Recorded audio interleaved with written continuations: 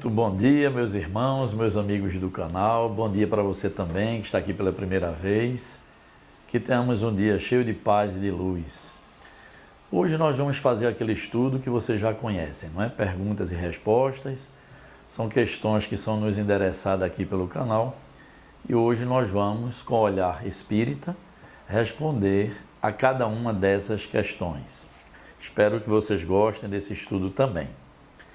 A primeira questão, gente, diz assim: por que o espírito não reencarna imediatamente?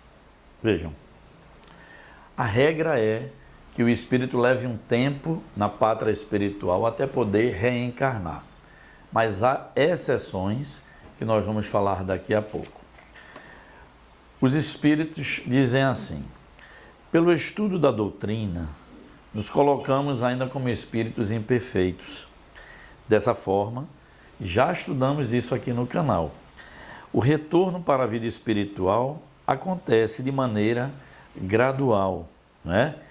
Tem o desligamento do corpo.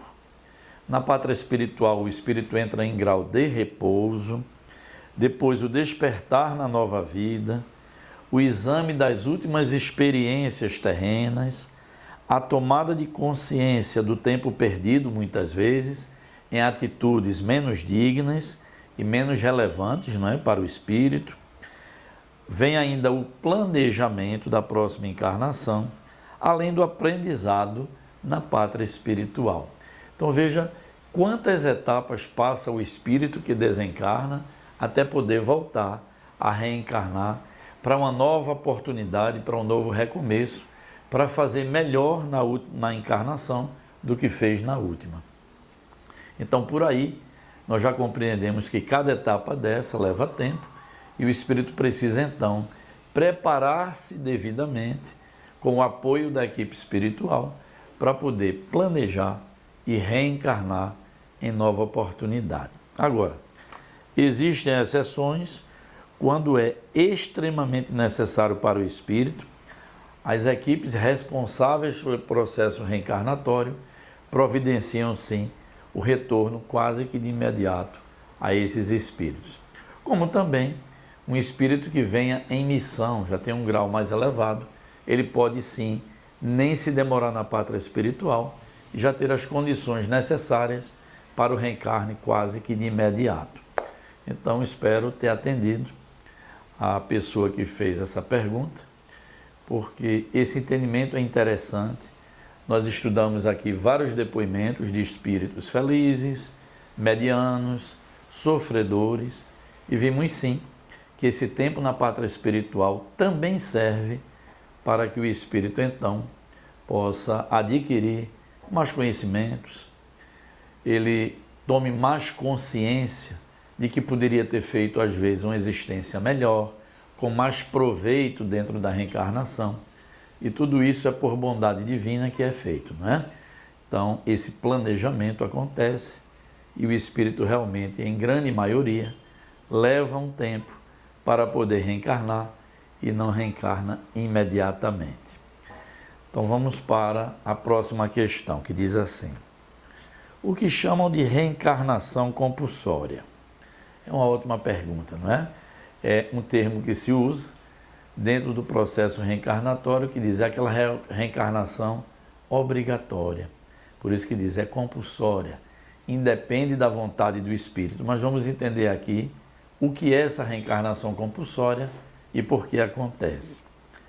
A espiritualidade diz assim: reencarnação compulsória é aquela em que o espírito é renitente no mal e nos erros. Cria então a ilusão de permanecer em fuga na pátria espiritual, sem querer enfrentar a culpa e a responsabilidade pelos atos perpetrados contra si e os demais. Então reencarna mesmo contra a sua vontade e sequer participa do planejamento da nova existência na matéria. Então veja, normalmente são esses espíritos muito comprometidos com a justiça divina e que não querem mais enxergar frente a frente, não é, cara a cara, os erros que cometeu, aquela fuga da realidade, ele pretende ficar na parte espiritual indefinidamente. Mas aí a justiça divina atua e ele, precisando reencarnar, ele reencarna de forma compulsória. Então não é da vontade dele, mas a espiritualidade então providencia essa reencarnação, muitas vezes dolorosa, para que o espírito então possa, através do sofrimento, ele então resgatar erros gravíssimos que cometeu e possa então dar mais um passo avançando para a sua redenção e para o seu progresso espiritual. Então, volto a dizer, são espíritos desajustados com as leis divinas e que, por bondade divina, são impelidos, não é, compulsoriamente para uma nova experiência terrena, onde aqui ele possa então, gente, dar mais alguns passos, como eu falava, e então progredir um pouco mais. É lento o processo, porque intimamente são espíritos que trazem a revolta, como falei, o desalinhamento com as leis divinas, desrespeitos pelas pessoas e por si, e por tudo isso, ele então retorna compulsoriamente e vai passar mais uma existência aqui na Terra, expurgando os males que cometeu. E aí os espíritos complementam. Esses terão uma vida regida pelas determinações superiores para que possam crescer e evoluir. Muitas vezes, acrisolado em corpos cheios de dificuldades de expressão e absolutamente restritos em diversas áreas. Então, muitas vezes é isso que acontece. Esses espíritos profundamente comprometidos, que nem desejavam mais retornar, eles precisam retornar dessa forma e muitas vezes vêm realmente com corpos com dificuldades de comunicação, motora, enfim, uma série de situações para que possam então, regidos por essa determinação, passar a existência, mesmo que doloridas, mas profundamente proveitosas para o espírito que foi culpado em outras oportunidades.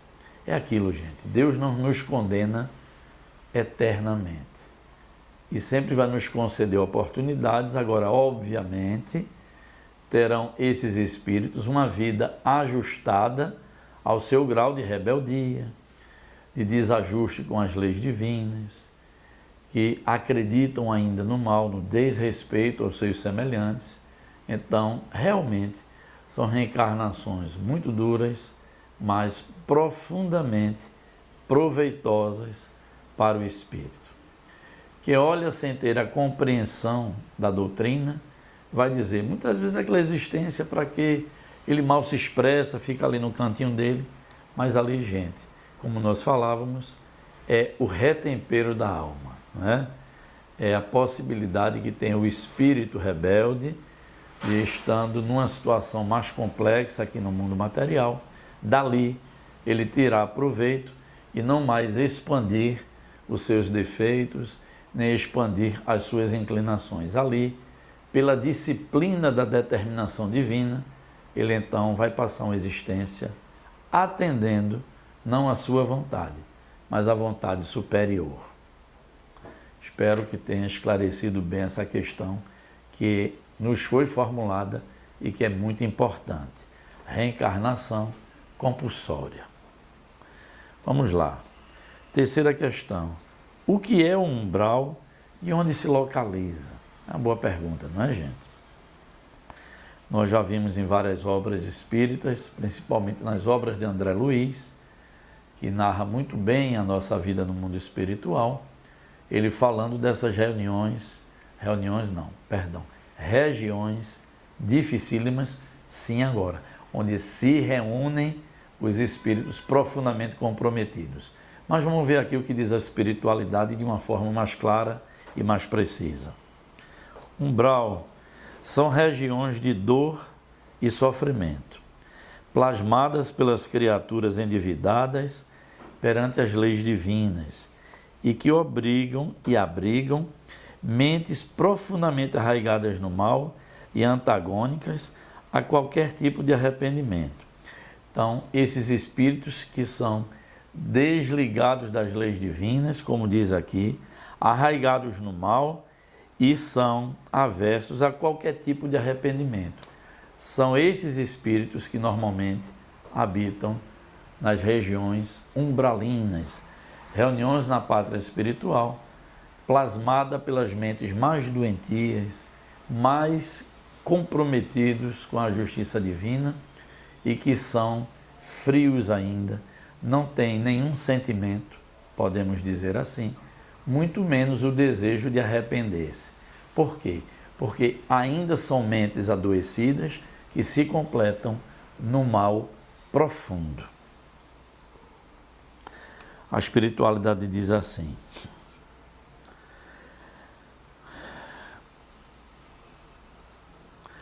desejam o mal alheio e se completam com as falhas morais que lhes são próprias. É isso que nós falávamos. Esses espíritos das regiões umbralinas, eles ainda curtem as falhas morais que possuem, não é? Eles então gostam do que praticam e não têm o mínimo arrependimento. Essas regiões ficam situadas em áreas próximas ao globo terrestre e servem de abrigo doloroso para os doentes da alma. Agora vem uma observação aqui importante. São regiões visitadas pelas equipes socorristas que ali resgatam aqueles que, cansados de sofrer, e a maioria com isso tem a impressão, de que suas penas são eternas, dão o primeiro passo ao arrependimento sincero e em súplicas doloridas pedem ajuda a Deus. Então vejam bem, essas reuniões umbralinas não são regiões esquecidas pela divindade, muito pelo contrário, não é? Porque exatamente ali estão os espíritos mais sofredores. São rebeldes? Sim. Fizeram mal a muita gente assim? Sim. Mas é como Jesus preconizava, não é? São os doentes que precisam de médicos. Então as equipes socorristas, com a permissão divina, se organizam e fazem verdadeiras incursões nessas regiões dificílimas.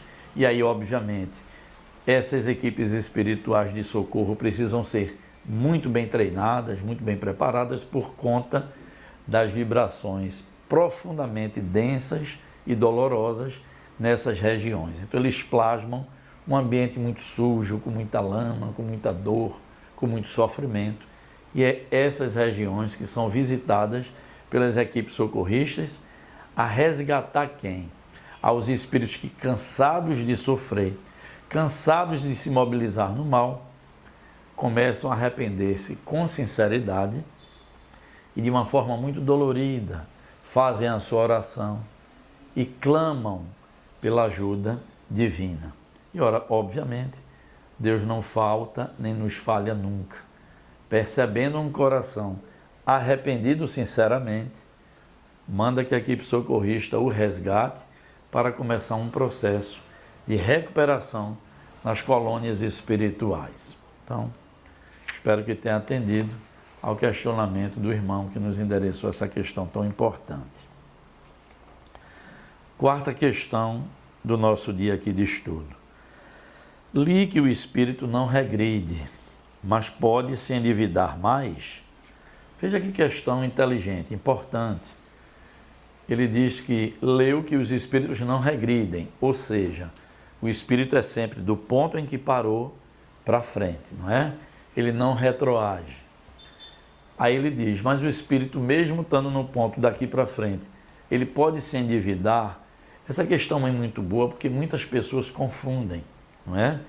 Diz assim, esse espírito reencarnou e tem feito muita maldade, tem tomado atitudes que não são boas, tem se comprometido com a justiça divina, esse irmão regrediu, ele está pior do que na última encarnação. Não, gente. Vamos explicar aqui o que a espiritualidade diz. Um espírito não regride, mas pode se endividar mais? Perfeitamente. O que o espírito adquiriu nas diversas encarnações, isso não se perde. São suas aquisições espirituais. Porém, no uso devido do livre-arbítrio, poderá sim vir a se comprometer perante as leis divinas e passar a recolher frutos muito amargos na atual existência ou em existências futuras. Considerando que nós já estudamos aqui, gente, a lei de causa e de efeito, o espírito, ele adquire muitas virtudes, traz consigo reencarnado alguns defeitos, mas o que ele adquiriu lhe é próprio.